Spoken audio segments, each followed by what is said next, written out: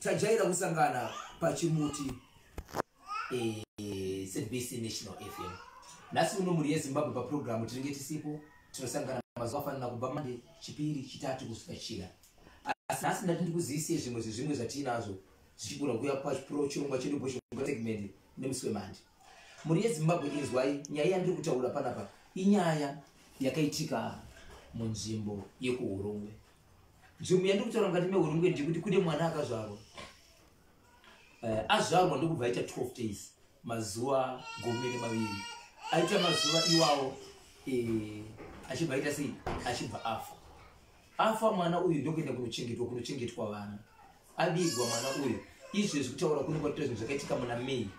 Saka kubva muna May kusvika nhasi pane mwedzi yakawanda iri kudarika mwedzi 5 tichienda kumberi. Mwana uyu munzvimbo umo makatsva moto kumarinda ivana vadiki. Kwatsva moto vanhu vakamhanya vachizama kuda kudzivirira moto kuti moto uyu usaite sei usazokonzeresa kupisa nzvimbo dzakawanda. Asi moto uyu pawakasvika parinda remwana uyu wakabva wangokata kumira wega zvekuti vanhu vakainetseka kuti moto nemhepo zvanga zvakawandisa but moto apa sei wadzima. Handi tinoona kuti pane chii ndipo vakasvika vachibvaona kuti pane chitunha chemwana uyu. Mwana uyu ane mwedzi yakawanda avigwa akabva wanikwa ari pamusoro peguva asina kuwa. So vakabva vasheredza madzishi nezuro vakambouya vachida nodzoka nhasi. Mapurisa nezuro akauya achida nodzoka nhasi. Ndakwanisa kuti mubereki wemwana achiredzera kuti totoshiya kuti chii, asi ndichazokupai zvakazara kuti nhasi uno chii chichazoitika uyezve. Asi nyaya ndikuzama kudzende kuti kutaura kuno kwatiri kuitika nyaya yakaitika kwachifika zangarira kuti mwana ane mwedzi inodarika 5 ofa ovigwa ozoonekwa ari pamusoro peguva asina kukanganisika. Atizivi muri yeZimbabwe kuti zvakamira sei. Ndine nyaya yandoda kukupai muri yeZimbabwe iri kuitika izvezvi kunonzi kupfungwe. Pfungwe nyaya nzvimbo yandiri kutaura kunonzi kunyanzou kwasabho kumususa. Pfungwe yedimeni nyanzou sabho kumususa yedimeni magaya kuri kunyanzou kwasabho kumususa. Chipi ndichitsungwa. Pane vakomana vakaenda kukorokoza vanhu varume vakaenda kukorokoza. Vaenda kukorokoza ndokubva vanoita zvavakaita kusvikira pazonzi wani vamori kudzoka wani aswani.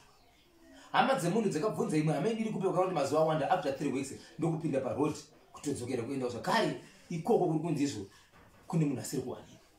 Vari mukati mekutsvaka ndipo pavakazoona kuti munhu akawanikwa musango atofa patopera 3 weeks atoratidza kuti atori marangwanda mabhonzo chete mwana haachaonekwi kuti akatsva sei. Vakatombomutakura akauya kugati peguta reHarare akazondokumba, asi shoko repostmortem haina kubuda, haina kuitwa.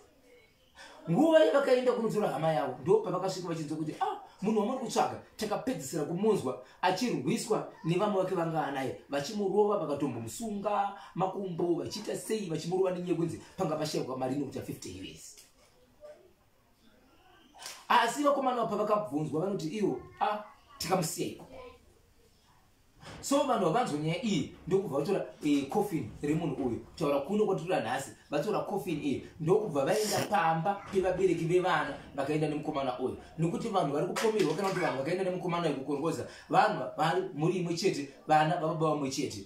Kutaura kwandiri kuita izvo zvevakomana ava kubva zvabuda nyaya iyi havasi kuwanikwa. So vabereki kana kuti hama dzemunhu akafa andove murume anga achitori nemhuri yake nevana vaviri akatisiya uyu vatora coffin ndokubva vanorisa pamba pevabereki.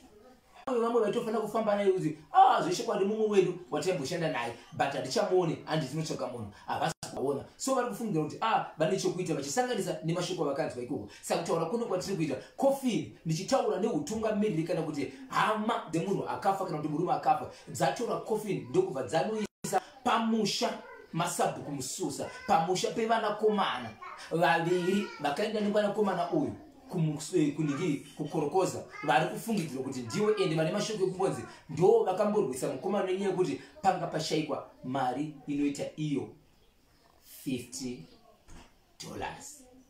So nyaya dzemari dziri kunetsa muchitungisa zvakare mune mwanakomana akakweretesana mari nemumwe mukomana mari inogona kuita $2. Mukomana pakaenda kunobvunza mari yake ndokubva atanga kutorwisa ndokubva vatorovana.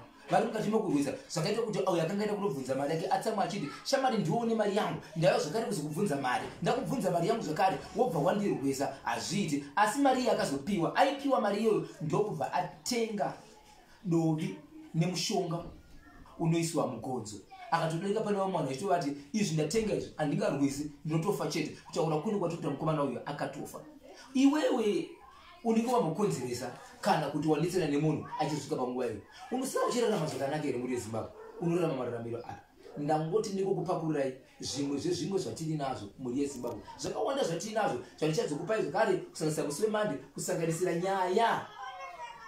nyaya yandakataura muri yezimbabwe yebaba vari kuchinjana kupfeka zvipfeko zvemukati nemwanasikana wavo ane 32 years baba vakaisa pasi mwana achitora mwana akaisa pasi baba vachitora vachipfeka zvipo izvo asi zvakazobuda mushure mekuti amai vakazviona kuti wai mwana wangu achichinjana zvipfeko zvemukati nababa vake wai vasinganyari wai vasingasvorane zvakawanda muri yezimbabwe nepasi rose tinenge tiri mukati mekufambaidzana tichipfapfaidzana tichitudzura ndiri kukumbira matimana ose enyika ino kuti kwamuri ikoko pindai muwikendi zvakanaka ende ndinoshevedzera nezita rajesu mwanakomana wamwari akatisika kuti taakuenda kuzororo taakuenda kunozorora gara paimba yako gara pabasa pako asi usati waita izvozvo zvese ndiri kukumbira kuti izvo fambai nezita rajesu muchibuda mumba tanga waudza jesu wako uchienda kubasa tanga waudza dzidzo ende vazivise kuti nezita rajesu ndinopika kuti rimwe gore ndoda kuriona in the name of jesus